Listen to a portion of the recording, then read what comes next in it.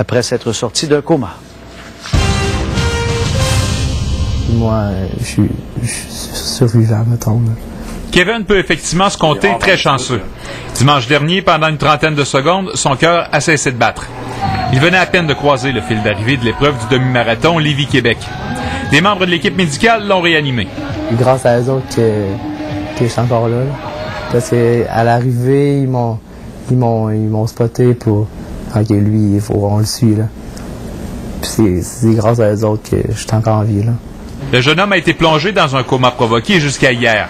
Il n'a que de vagues souvenirs de sa course, qui était son deuxième demi-marathon de l'année. J'ai fatigué les jambes. Cœur, j'ai essoufflé. Mais je pense qu'il fallait que je le finisse. J'avais de l'orgueil là-dedans. Il fallait que je le finisse. Tu t'attendais pas du tout à ça? Non, c'est ça. Je suis un gars sportif, mais avec un cœur faible.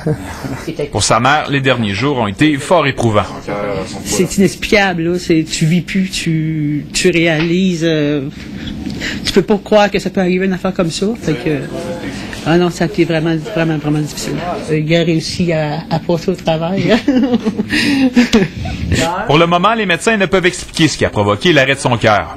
Ils lui implanteront un simulateur cardiaque dans les prochains jours. Même s'il devra modérer ses activités pour quelques mois, le jeune homme n'a pas l'intention d'abandonner la course pour autant. Le prochain objectif, c'est faire un marathon complet, ouais, le 42. Mais ça, c'est beaucoup d'entraînement. Tu vas prendre ça différemment, j'imagine. Ouais. Ralentir un peu ou m'entraîner plus. José Lagagnère, TVA Nouvelles, Québec. Paul Poirier, un homme de 49 ans qui s'effondre lors du défi des entreprises, un pompier de 21 ans, ce jeune homme de 19 ans au marathon des Deux-Rives. Qu'est-ce qu'on doit recevoir comme message? Ça inquiète des gens, ça, d'entendre ça. Ils ont raison de s'inquiéter, mais c'est rarissime comme accident. Oui. Si on regarde la littérature dans la cardiologie sportive, c'est 1 à 3 cas par 100 000.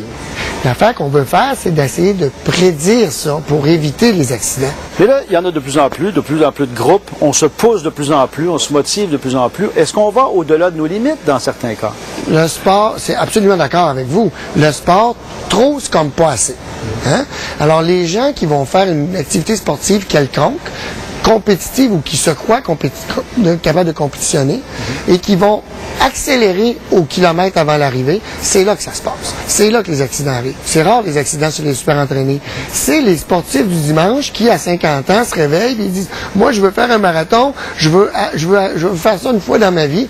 Pas de problème. Mais arrive pas pour écraser dans le dernier kilomètre. » Tu as la pression des gens qui t'encouragent, des gens qui t'ont peut-être commandité. Oui. Donc, tu veux aussi tenir ta promesse. Qu'est-ce que c'est l'affaire dans les Facebook le lendemain de dire « Je vous remercie beaucoup de m'avoir encouragé, ça m'a permis de terminer. » Ça, c'est une chose. Mais si vous vous sentez mal, si le corps vous parle, écoutez-le. Est-ce que ces trois exemples-là, 49 ans, 21 ans, 19 ans, est-ce qu'ils ont eu, peut-être sans l'apercevoir, des signes précurseurs qu'il y a quelque chose qui s'en venait au niveau de leur santé? Absolument. Ce qu'on m'a dit, ça m'a été rapporté, que ces gens-là se sentent si mal vers la fin, souvent des palpitations, souvent la sensation de frapper un mur, comme si l'énergie allait toute dans le plancher, puis ça ne veut plus avancer, ou un essoufflement disproportionné. Il faut arriver là bien préparé, puis pas arriver là avec des buts irréalistes de performance. Si vous faites ça pour une performance, préparez-vous en conséquence. Si vous faites ça pour le faire, ben visez pas un temps, visez juste de le faire. Il n'y a personne qui peut prévoir ça non plus, même les organisations qui vont dire « fournissez-nous un bilan de santé ». Là. Non. Et ce qui est beau à cette heure aujourd'hui, puis ce qu'on essaie d'introduire dans les écoles, c'est d'avoir des défibrillateurs. Dans une organisation comme ça, ils ont réagi vite pour le jeune homme, puis tant mieux pour que ça va bien tourner. Ouais. Mais il faut comprendre quelque chose. En bas de 35 ans, quand tu meurs subitement dans une activité comme ça, tu as 7% d'être réanimé avec succès. Ce jeune-là est chanceux aujourd'hui. Ben lui, j'espère qu'il va s'acheter un billet d'auto. Ouais. Je veux dire, il va avoir une deuxième chance de gagner le million. Merci, Dr. Poirier. Merci. Notre question maintenant. Un comité mandaté par Québec propose d'encadrer l'utilisation des caméras